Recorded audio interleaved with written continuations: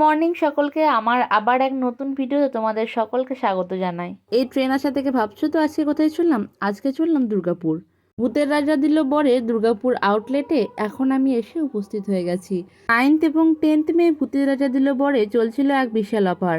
19টি পদ মাত্র 190 টাকায়। কুপন দেওয়া শুরু হয়েছিল 9:30-10টা থেকে, আর মানুষ লাইন দিতে শুরু করেছিল প্রায় ভোর 4টে 4:30 থেকে। এই সমস্ত বিষয় প্রায় অজানাই ছিল। আমি যখন গিয়ে উপস্থিত হয়েছি তখন 11:30।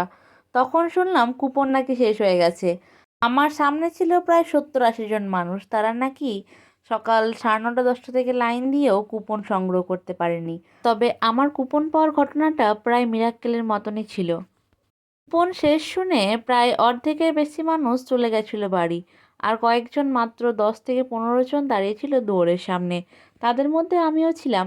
কিছুক্ষণ পরে যখন এসে তাদেরকে আবার বলা হলো যে কুপন শেষ, আজকে কোনো মতেই পাবেন না, এটা শুনে তারাও ফিরে চলে গেছিল। তখনই দুজন দাদা আমাকে বললেন যে আমাদের কাছে একটা এক্সট্রা কুপন আছে, তুমি চাইলে নিতে পারো, তবে কিছু টাকা এক্সট্রা লাগবে। আমি বললাম বেশ ঠিক আছে। এত দূর থেকে যখন এসেছি, খাবারটা উপভোগ না করে গেলেই নয়। তাদের বুকিং ছিল 4:30 স্লটে। সেই দাদাদের কথা মতোই আমি অপেক্ষা করছিলাম তাদের জন্য। সকালে সেরকম কিছু খেয়ে বেরোনো হয়নি, আর 4:30 অবধি না খেয়ে অপেক্ষা করাটা বেশ দুষ্কর হয়ে উঠছিল আস্তে আস্তে। তাই সেই রেস্টুরেন্টের এক স্টাফ দিদির সঙ্গে আমি কথা বলতে গেলাম যে যদি কেউ ক্যান্সেল করে থাকে 2টো বা 2:30 স্লটে, তাহলে কি কুপন পাওয়া যাবে? তখন তিনি বললেন যে দাঁড়াও, একটু চেষ্টা করে দেখছি। ভিড় তো অজস্র মানুষের। সেই কথা আমার সামনে এক আঙ্কেল শুনেছিলেন এবং তিনি বললেন আমার কাছে একটি এক্সট্রা কুপন আছে, তুমি চাইলে নিতে পারো। আর ওই আঙ্কেলদের বুকিংটা ছিল 3টের স্লটে। তাই ওই আঙ্কেলের কাছ থেকে কুপনটি সংগ্রহ করে 3টের স্লটে চলে গেলাম ভেতরে। ভিতরের অ্যাম্বিয়েন্সটা ছিল খুব সুন্দর। সত্যজিৎ রায়ের চলচ্চিত্র, সংস্কৃতি, ঐতিহ্য এবং বাংলার খাঁটি স্বাদ দ্বারা অনুপ্রাণিত এই একটি উস্তাদের ব্লকবাস্টার গুপি গাইন বাঘা বাইনের একটি থিমযুক্ত রেস্তোরাঁ হলো এই ভূতের রাজা দিল বর।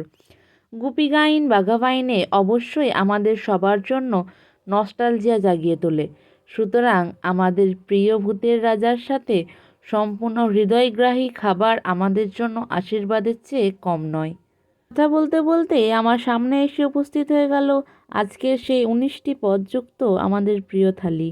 থালির মধ্যে ছিল ডিমের ডেভিল, পনির পকোড়া, শাক ভাজা, মুসুর ডাল সেদ্ধ, পটল ভাজা, বেগুন ভাজা, কুমড়ো ভাজা, পাঁপড় ভাজা, ঝুরঝুরে আলু ভাজা, পটলের দোরমা, ইঁচড়ের ডালনা, পাবদা মাছের ঝাল, সোনা মুগের ডাল, দুধ শুক্তো এবং আজকের প্রিয় মটন কষা, আমের চাটনি, চালের পায়েস ও রাজভোগ। প্রথমে শুরু করলাম ডিমের ডেভিল দিয়ে, যেটি স্বাদে ছিল অতুলনীয়। ডিমের ডেভিলের সাইজটাও বেশ ভালোই ছিল। এরপরে খেলাম সোনামুগের ডাল আর ঝুরঝুরে আলু ভাজা দিয়ে। প্রত্যেকটা খাবারের স্বাদই বেশ ভালো ছিল। এরপরে ট্রাই করলাম দুধ শুক্তো, যেটা দেখতে যতটা ভালো হয়েছিল খেতেও ঠিক ততটাই ভালো হয়েছিল। এরপর আমি খেলাম পটলের দোরমা। প্রত্যেকটা খাবারই বেশ ঘরোয়া, যেন মায়ের হাতের ছোঁয়া লেগে আছে। খুব রিচ নয় খাবারগুলো। এরপরে খেলাম পাবদার ঝাল, যেটাও খুব সুন্দর হয়েছিল খেতে। তারপরে খেলাম আজকের শো স্টপার মটন কষা, যেটাও খুব রিচ নয়, বেশ সিম্পলের মধ্যে রান্না করেছিল, তবে খেতে বেশ ভালো হয়েছিল। তারপরে কিছুটা আমের চাটনি ঢেলে নিয়ে পাঁপড় দিয়ে খেলাম। কে কে আমার মতো চাটনি দিয়ে পাঁপড় খেতে ভালোবাসো কমেন্ট করো তো। খাবারগুলো খাওয়ার পরে বেশ বুঝতে পারছি কেন মানুষ ভোর 4টে-5টা থেকে লাইন দিয়েছিল। এরপরেই খেলাম চালের পায়েস আর রাজভোগ। আর প্রত্যেকটা খাবারের যা কোয়ান্টিটি ছিল একজন মানুষের পক্ষে যথেষ্ট বা তার চেয়েও বেশি। খাওয়া দাওয়ার পর্ব শেষ করে এখন রওনা দিলাম বাড়ি ফেরার দিকে। ভিডিওটি ভালো লাগলে অবশ্যই লাইক, শেয়ার, কমেন্ট এবং সাবস্ক্রাইব করে দিয়ে যেও। চলো বাই, দেখা হচ্ছে আবার পরের ভিডিওতে।